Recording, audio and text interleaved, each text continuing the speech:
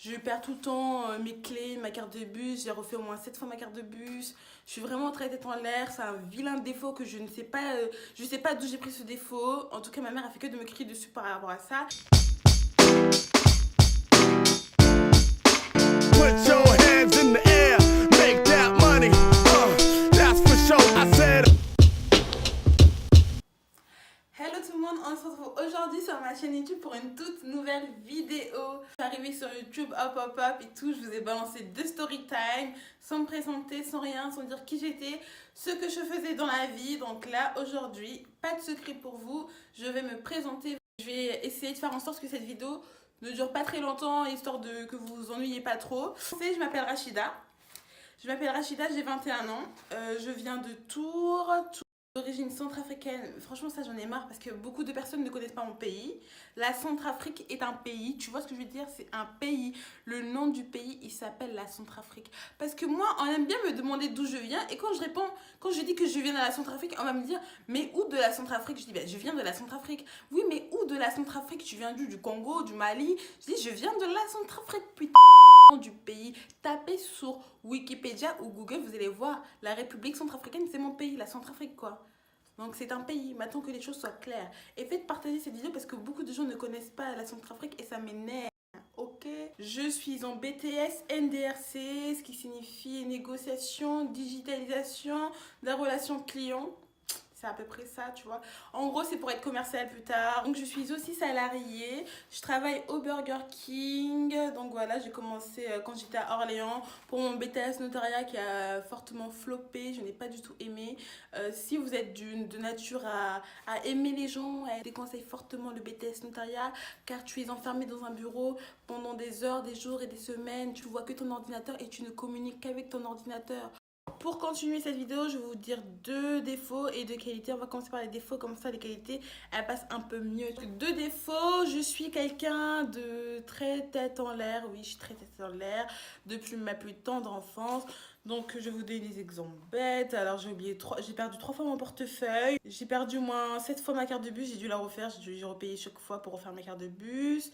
Petite anecdote, des fois ça m'arrivait quand j'étais à l'école primaire, le matin quand j'allais à l'école avec mes frères, que je me rendais compte en milieu de chemin ou arrivé à l'école qu'en fait j'avais oublié de prendre mon sac à dos. En fait j'allais à l'école et je me rendais compte qu'en fait j'avais pas de sac, que j'avais laissé mon sac de cours à la maison. Du coup je devais faire demi-tour. Ouais, c'était fatigant. Franchement, c'est pas facile d'être tête en l'air et tous ceux qui ont cette maladie, je vous soutiens. Je vais faire une cagnotte PayPal où on va pouvoir se cotiser, faire des dons pour aider les gens comme moi à s'acheter un nouveau cerveau. Donc voilà. Après, en défaut, je suis assez naïve. Franchement, j'ai beaucoup travaillé sur ma naïveté parce que c'était vraiment un défaut. Tu me disais un truc, j'y croyais directement, je te sautais dedans. Tu pouvais me dire je ne sais quoi, j'allais plonger et te croire. Hein. Tu pouvais me dire que les vampires ça existait, je te croyais. Hein. Mais vraiment, je crois. Peut-être que là, tu vas me dire que ça existe et je peux même te croire à l'heure actuelle. Je ne sais pas si ça existe. Enfin, je me pose pas la question. Bref, c'est un exemple. Maintenant, de qualité.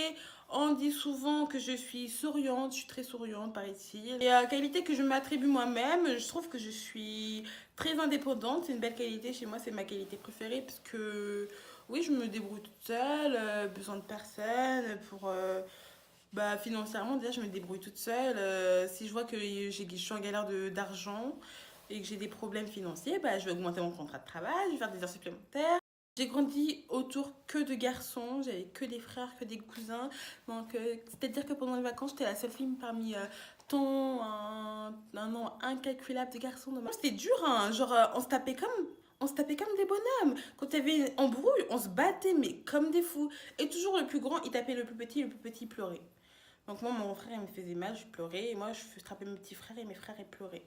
C'était toujours comme ça. Des fois, c'était difficile par moments parce qu'il y a des moments où j'en avais marre d'être seule fille parmi autant de garçons.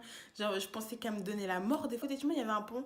Et des fois, je pensais juste à monter sur ce pont et sauter pour pouvoir mourir. C'était une dure période, mais bon, au final, mes frères, je les aime de tout mon cœur. C'est tout pour moi, c'est toute ma vie. Franchement, il n'y a rien de plus beau que d'avoir des grands frères qui sont là pour te protéger, des petits frères et tout. C'est magnifique. Mon application préférée est Instagram. Oui, je préfère Instagram à Snapchat. Franchement, si j'avais le choix, je désinstallerais Snapchat et j'utiliserais que Instagram. Snapchat, c'est juste pour préserver mes flammes. Genre ce truc débile là, que tu te connectes tous les matins et tous les soirs pour envoyer juste une photo.